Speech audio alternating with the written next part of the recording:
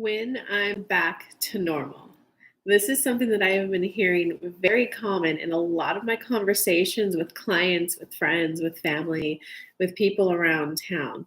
When I'm back to normal. Guys, when you say that to yourself, whether you're like crying and going, okay, when I'm back to normal next week, you're completely dismissing yourself. You're bulldozing yourself. You're spiritual bypassing, emotional bypassing. Because what's happening is, even though in the moment, even though you might be feeling frantic, you might be feeling panic, you might be feeling out of control, you want to own that. That's what normal is. Normal is, how do you feel right here, right now? Normal is not when you're high vibe. People are putting far too much pressure on themselves right now. I've got to be high vibe or else my manifestation won't come in. Oh no, I'm sad. That means I'm not high vibe. That means my manifestations aren't coming in. Guys, and these were legitimate things. One of my friends found out her brother-in-law passed away from COVID. He caught it 2 days later. He was gone. I was on the phone with her. She was like, when I'm back to normal next week. What do you mean back to normal? Right now, a normal state for you would be shock, would be unexpected. You're probably not even at grief yet. You're probably still in shock.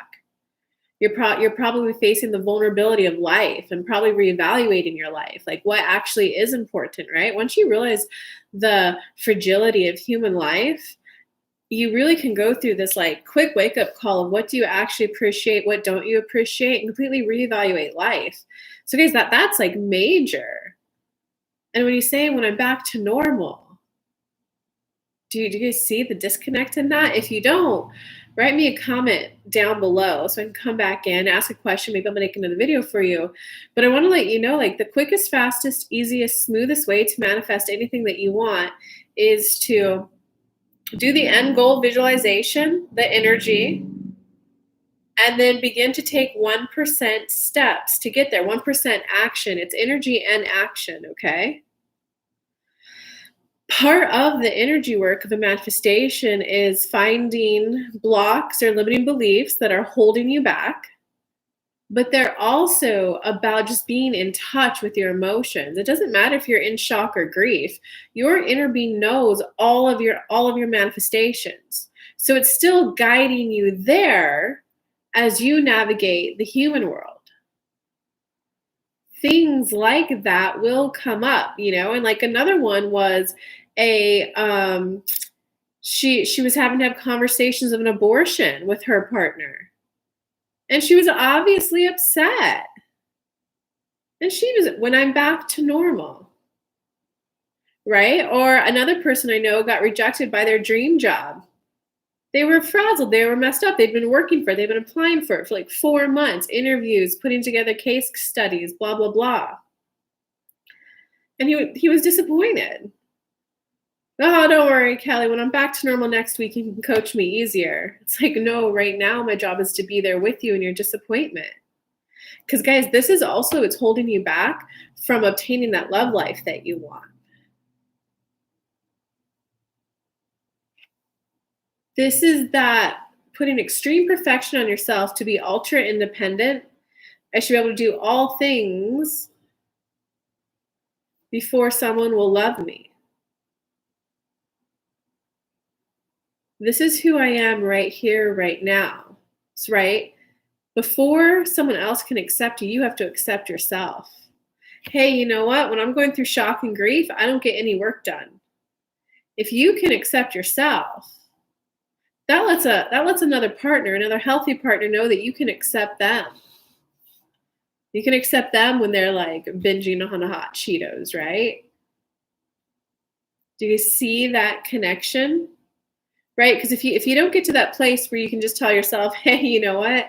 This is me. This is me. I'm getting a little off track right now. That's okay. I don't get off track that often. I normally stay on track. So right now I just want to enjoy it. If you can have that utter level of self-acceptance for yourself,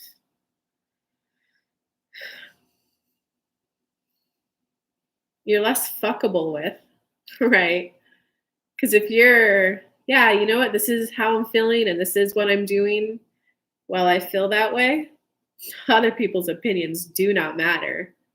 It's like, oh, so you would judge the fact that I'm binging hot Cheetos when I just found out my brother-in-law died? Interesting, right? You can just observe the other person. You can be in curiosity, like, oh, well, what would you be doing? Oh, that is another way I could handle this. For now, I'm good with this. It gives you that level of unfuckable with, man. Guys, I don't know how else to say it. If you truly want to become who you really are and live life on your terms, you have to normalize each and every emotion that you feel because it's normal to feel emotions. All it is when you were younger, you probably had to like hide feelings, right? Maybe your feelings were too much for your parents to handle. You had to downplay and diminish your own emotions to the point to where you're now afraid of your own emotions. And this is where how you know you're there is if it's like a, oh man, am I gonna have to meet another inner child? Or like, what else is there still to integrate? If you're having thoughts like that, it does indicate that you are avoiding your emotions, that you view that your emotions are scary or bad. No, no, guys, it's just when you bottle them up, they can become scary and bad, right? When you bottle up emotions and you internalize it, so you make it mean something about yourself, right? If you had a troubled childhood and you're like, oh, my mom didn't love me, when you bottle that up and you internalize it, making it mean something about you if your mom couldn't like love you, that's when they become scary. When you make it mean something about you and it's not something about you, like, oh yeah, it would be nice if the person who gave birth to me, my mom, the person who gave birth to me, if we were able to connect better. It would be nice if there was a way for us to connect better. I am disappointed that I don't get to connect with them as well as I would have liked to. I would have liked to have spent more time with an ex. I would have liked to have better communication.